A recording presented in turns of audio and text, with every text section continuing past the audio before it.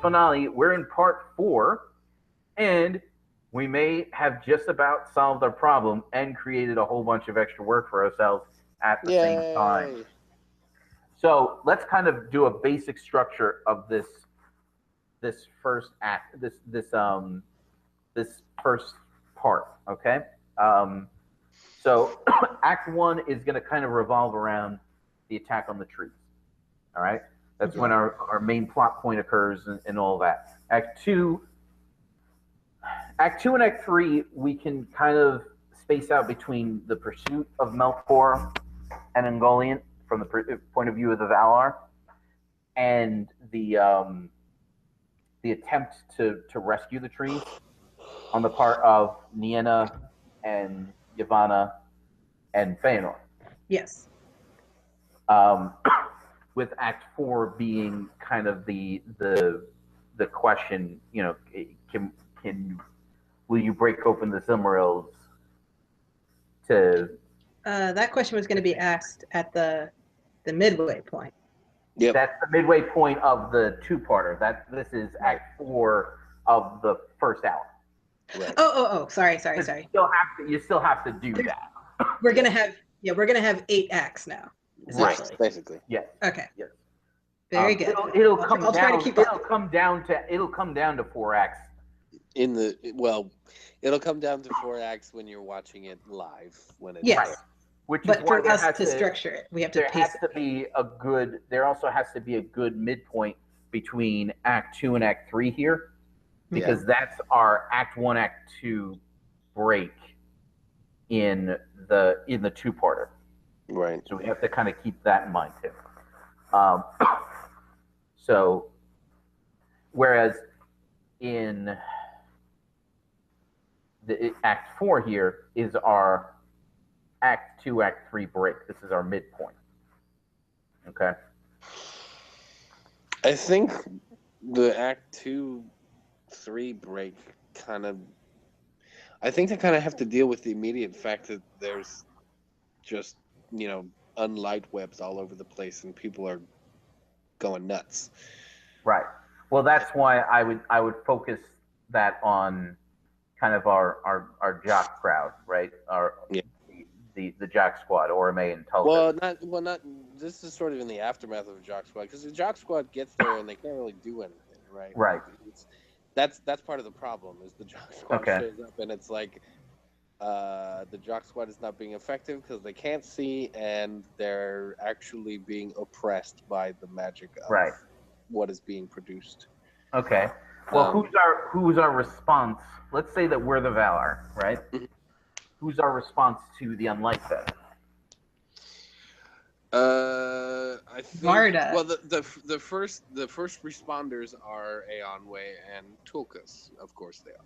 Yes, right? They're the ones that are going to get there first. Yes. Right, and just having them sort of grapple and try to cut through the webs is not. It is a painstaking and slow and very ineffective process. Oh, so, you know how that sword is going to bounce off Shelob's webs?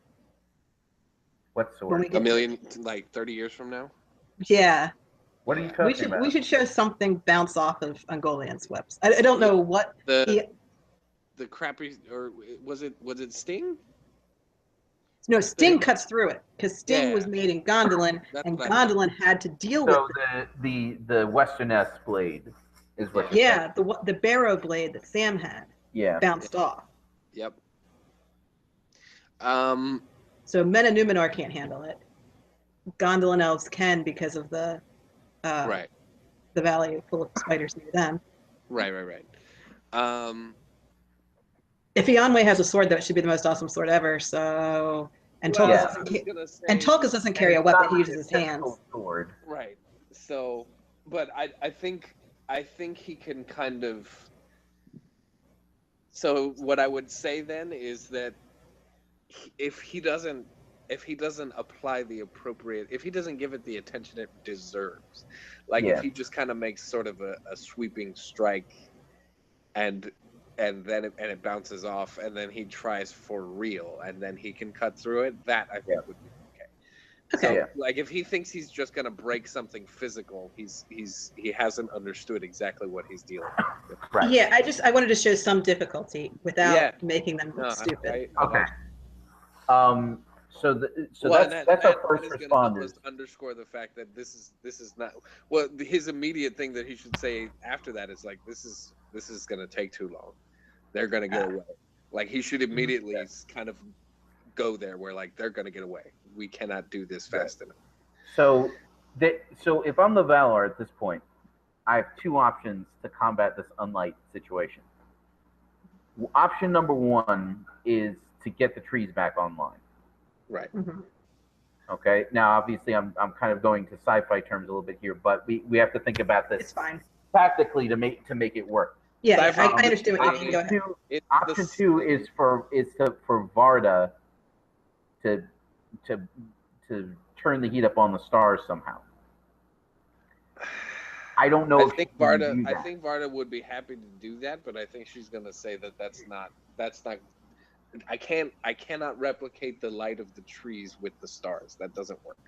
Right. Well, and we've established that the light of the brightest lights of the stars are they're what's the word? Derivative of the trees. Yes. Yeah. She dipped into the vat to make the bright stars. So she can say that. We can actually have that conversation, and she can say that. Yeah. So someone should look to Varda, and she should explain why she can't make the sky light up any more than it already is. Yes. Because that is the kind of the obvious question. I think she can turn up the brightness on the stars a little bit and make them shinier. Well, she can. Can she? What we could do is they're failing.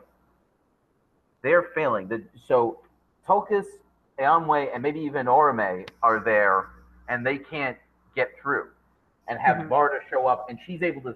Well, they're like I said, they're trying to get through, and it ain't working. Like, it's gonna take a while. But maybe she can show up and at least dispel the light that's like the unlight that's directly in front of her. If anyone can unlight directly, you would think it would be Varda. Yeah, no, I like that. But she has to personally be there, which she can't. Right. So exactly. So they could come back to fetch her to come help with this. Well, I think they're on that the would way explain. anyway. I don't think they need to fetch her. I think they're on the way, but yeah, why would they not all immediately go to the trees? Right? They're just the first. Oh, no. Varda's at the tree, but the unlight webs. Oh, they're doing this right at the trees. No. They have to get to the trees. They're not. They have. Oh. Yeah. Okay. I see. Yeah, they have to They have to cut their way there, and that is not an easy thing. Yeah. Okay. I was trying to figure out where these webs were. Yeah. They're they come down from Tanaquil and they're approaching Valmar, but they're still a good ways away when they are running into. So Tulkas gets there first because of course he does, and he's the one who first tries to rip out the unlight. He runs into a physical barrier, right? Right, and it's like, there's something here. Yeah, like before he was just confused and it was a maze, but now it's a physical wall of like, oh, this is not, I can't get through this. Yeah. And he wrestles with it and tries to uproot it and pull it down, and of course it's magic, so yeah, it's attached to nothing.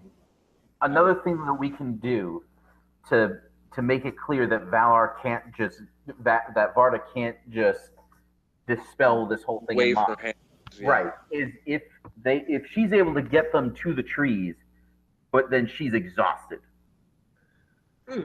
Well, I don't think she has to be exhausted per se, because once they get to the trees, they immediately realize the scope of the problem, and they're like, okay, this is our new priority. We have to make sure that the trees do not die. Well, yes, but that's not. Varda could sit down or be like, I need a moment here. There could be some indication that she has spent a lot of energy to make this happen. Right, and that she just can't pass back. Like, Eonwe can't kick her, or rather, Tulkas can't throw her up on her shoulder and just run back and forth. Right. Through Valinor, just following the darkness. I would say more important than expending her power or whatever the heck. More important to me is that the fact that seeing the trees ruined is a huge emotional blow to everybody. Yes, I agree. Right? I agree. Like, And that's I don't want to overemphasize. Well, we couldn't. Like, I'm not super interested. Again, it's magic. It does whatever we need it to do. So I I'm not understand, but super we have interested to in have an internal consistency of the rules too. Sure, even with magic. But for me, the more interesting thing is not, oh, she was tired. It's that she was devastated by what she saw when she finally got there, right? Yeah. Like, I'm not interested in power levels and crap like that. You know what I mean? That's Dragon Ball Z stuff. But it's stuff that we have to kind of keep in mind. We show that it took her some effort. However, I don't want there to be loopholes, but I don't think the appropriate way to go about it. Yeah, but I don't think the appropriate way to go about it is like, oh, but she was tired. The appropriate thing is what is she's a mythological being, right? So let's deal in mythological. So it's Gandalf though, and we see that in Gandalf when he puts out his power. But he's incarnate. Gandalf is incarnate in a way that the Valar are not. That's true. That's true. So for me, this is about what has happened to the trees. Her focus is no longer on catching the thieves. Her focus is now on saving the tree. Okay. If it makes you feel better, we do see that Melian, who's similar to Varda, loses her ability to maintain the girdle of Melian after the death of her husband. Right. Yeah. That's good. So grief on the part of Avala kind of like temporarily powers him down. Yeah. So if we show her shocked and that's what stops her from acting from then on, we don't really need to explain. Oh, we need to plug her in and charge her back up before we have a perfect out to reinforce that with Melian, which is a good point. I didn't even consider that, but you're absolutely right. Okay. But what I mean is that Eonwë there has to be a reason why it doesn't go off their way. Right. Eonwë, Tulkas, and Orome, there's not really anything they can do to help with the trees. They're going to continue trying to track down. Yes. But they're stuck with their imperfect methods as they were before. Yes. Right. And Varda stays with the trees. They should absolutely be like, no, you need to stay here and deal with the trees. Like, everyone should be in absolute agreement. Like, we will do the best we can. Everyone should be, as soon as everyone sees the trees, they're like, oh, now we know what we need to do. Yeah. Okay. We'll go after them as best we can. Okay. This is the priority. This whole them thing, at what point do the Valar figure out who their opponent is? Yeah. Oh, I think they know immediately. Okay. What level of immediately are we talking about? Before they see the trees? I know how we do it. I know how we do it. Okay. Okay. So Melkor takes the time to knock over the thrones, right? While Ungoliant's doing her thing. Yes. He leaves his ankle bracelet thingy. Right. Okay. Oh yeah. Right where Manwë's throne is. So he wants Manwë to know I did this. Melkor was here, graffiti. Right. His little Tikal ankle bracelet. Right. Yes. Right. Okay. That's what I was going for, is that yes, it's kind of obvious who their enemy is, but all these webs don't look like Melkor. And at what point do they go, oh my gosh, Melkor did this somehow with spiders? Like, the spider thing should recall Ungoliant, who they've met before. I mean, I think Ulmo should find the bracelet, but I don't think he should be in any way surprised. It's not surprised. I'm just waiting for, at what point on screen do they go, it's Melkor? Yeah, right. That's when we do it. What I don't want is someone to say, who could have done this? Like, we cannot do that. No, it's how could this have happened? Well, no, with such shock. It's more of, here is the proof. We know who did it. Here is the proof, right? Yeah, that's all that is. Yes. Okay. And so that might be an opportunity for Ulmo to say his "I told you so." Yeah, well, of course. That's why he's the guy who finds it. He's like, well, I'm not gonna say I told you so, but I totally told you so. Yeah, I mean, hopefully Ulmo is also somewhat upset about the trees. Oh no, he's devastated, but he's also like he turns very quickly to the anger stage of grief, right? Yeah. Like he goes very quickly from like, no, oh, that friggin' yeah. Which brings us, now that we have the time to do this, it brings us to what are we going to do with Ulmo? Yeah, because he can't stand there and say, "Let me try to save the trees." I mean, what's he gonna do? Right. Ulmo is gonna try to intercept them as best because he knows where they're gonna go.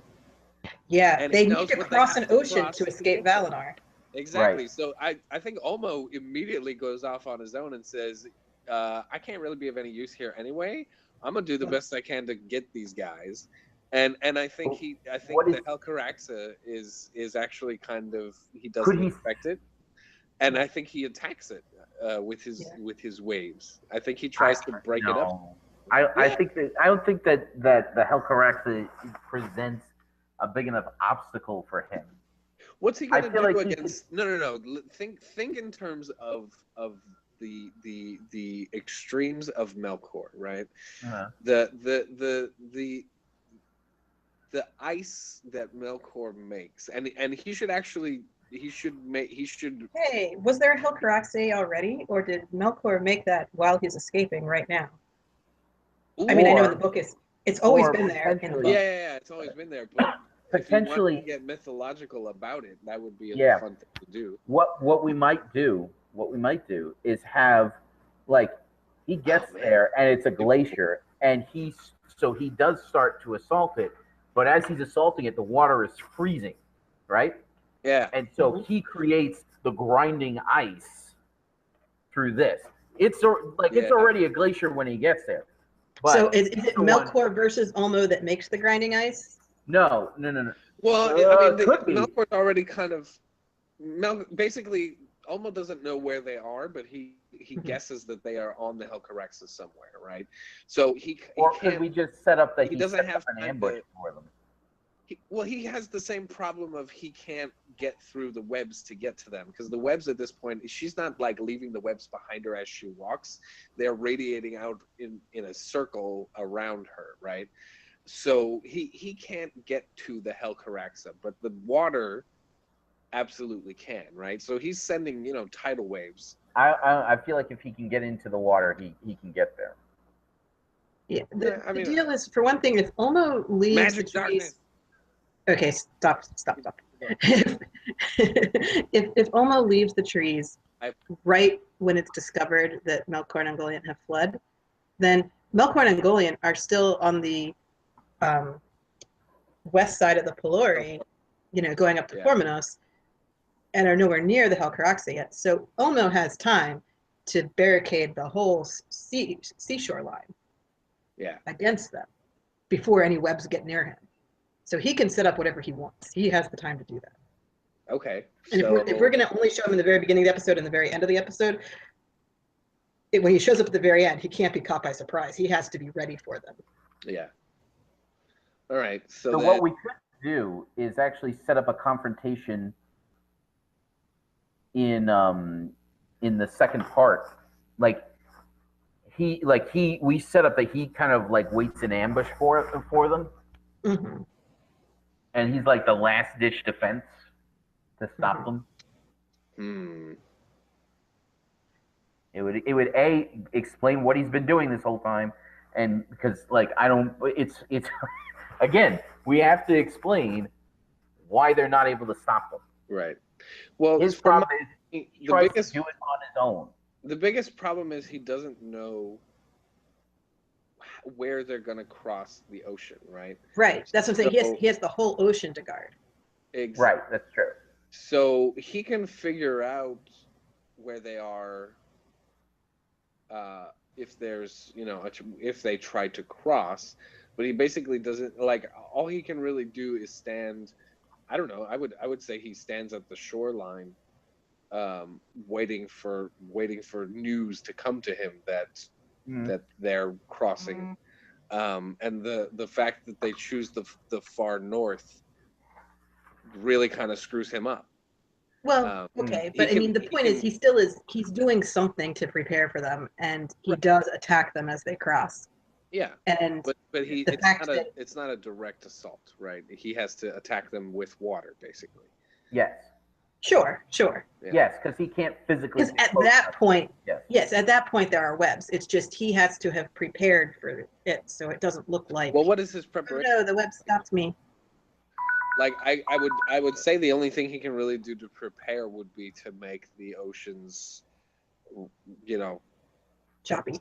Yeah. Well, I mean, choppy in the sense of choppy on a mythological scale, right? But I would say that he sends Unin and Ase to the far north and south, and that whoever he sends to the north brings back word to him that that's where they are. We could have him not get there in time, or right, or B, have him get there. There's a confrontation. He's not able to get to them though. Yeah, he's not able to stop. He's unable to stop them. And I think that one of the main reasons that if we play it, what we should play it as is he tried to do it himself. Yeah, no, absolutely. That is for sure the absolute ending. That's the only way that ends. Right. If I'm okay with that. I just wanted to make it look like he put in a valid effort and didn't just stand around and go, Melkor, don't go there. Oh, look, he got away. Like that's kind of wimpy. But dueling tidal waves and icebergs thing is fine. That will be clashing, and Melkor defending himself with ice against a water attack. Sounds legit. Yeah. We just got to make sure that Melkor doesn't look like Elsa from Frozen doing this. He's in a giant spider cloud, so I don't know. Elsa didn't have spider clouds, did she? She had no clouds. Yeah. I haven't seen Frozen. It's well worth watching. Okay, everybody stop. All right. Go. We need to take a break. Why don't you tell Marie about that on the break? All right. That's 90-some-odd minute break to watch Frozen. If you're watching this now, if you're watching this live, keep watching. We'll be back in a second while Brian shouts at Marie. If you're watching this in the future, if you're watching this, like and share the videos if you like and want to share them. If you haven't yet, feel free to subscribe. Check out the links below for links to Signum University, Mythgard Academy, or Institute, depending on how you look at it, and Mythmoot 4 taking place June 1st through the 4th this year. Awesome. See you guys in a bit.